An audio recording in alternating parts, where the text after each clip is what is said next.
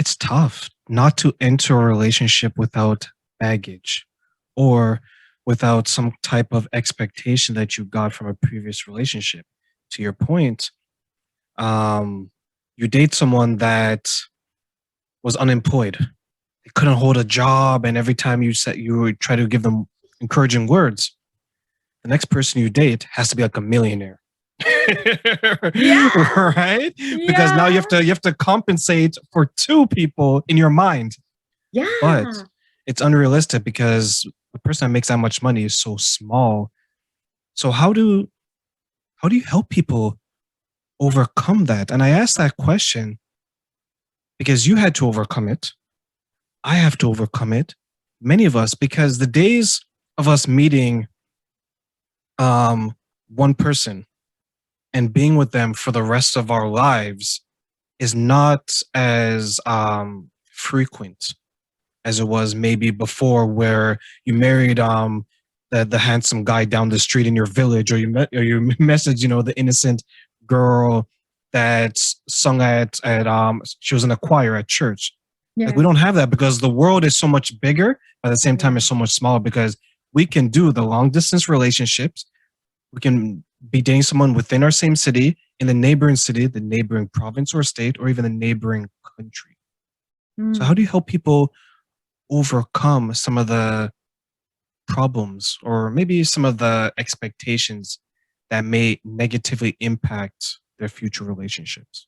Yeah, I love this part because people usually don't know what that thing is, right? They know it's there, they feel it, but they can't quite put their finger on it.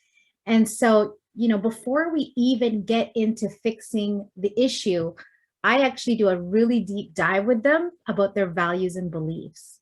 Because you can tell so much about a person just in their belief system, right? And then taking that and going, okay, well, here's your belief system. Does your partner believe in those things, or have you communicated those beliefs or those expectations? Because I think, women in general, we are terrible at saying what we want and being really straight about it. Like, we do this like mind game, manipulation, read my mind, passive aggressive thing. And I say this because I used to do this too. And now, I'm much more self aware.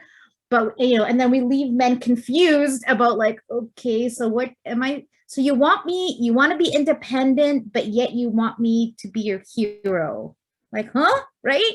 It's so confusing for people. But I think that really again, taking ownership for the expectations and realizing that the fact that you're upset that your partner isn't fulfilling your expectations, when your expectations have either not been delivered and communicated, or that it comes from a past experience or expectation from maybe your parents or your culture or your, you know, um, just your social upbringing, and being able to see that, then you can actually take responsibility for it. Because then some people have it like, but that's gospel. Like, everybody knows that. That's common sense. It's like, well, what if it wasn't common sense? What if that wasn't the thing for everybody? You know? So I think that's a huge thing. And I think having expectations of your partner is so dangerous. I actually was at a gym and my trainer who I met that day was like, what is the number one advice you have for me and my boyfriend? And the first thing that came out of my mouth was, don't have expectation. And she's like, what do you mean? And I think for me, it's like, I have very little expectation of my husband, to be honest. I just want him to be him. I want him to be happy. I want him to do his thing. That's really what I want.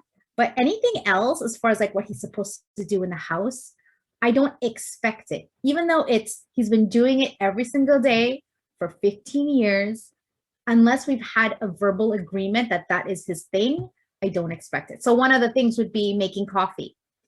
Every morning, he gets up before I do, and he makes coffee every morning. And half of those mornings, he actually brings me the coffee into my office. But I don't expect it, Because at least if I don't expect it, then I don't make him wrong or get angry or upset that he doesn't do these things. And every time he does, it's like the most beautiful surprise. You know, when he knocks on my door and says, honey, I brought you coffee. I'm just like, oh, thank you. That's so sweet. But if I came from a place of expectation, I may not be as appreciative, and I may be upset if there's that one day that he doesn't make the coffee.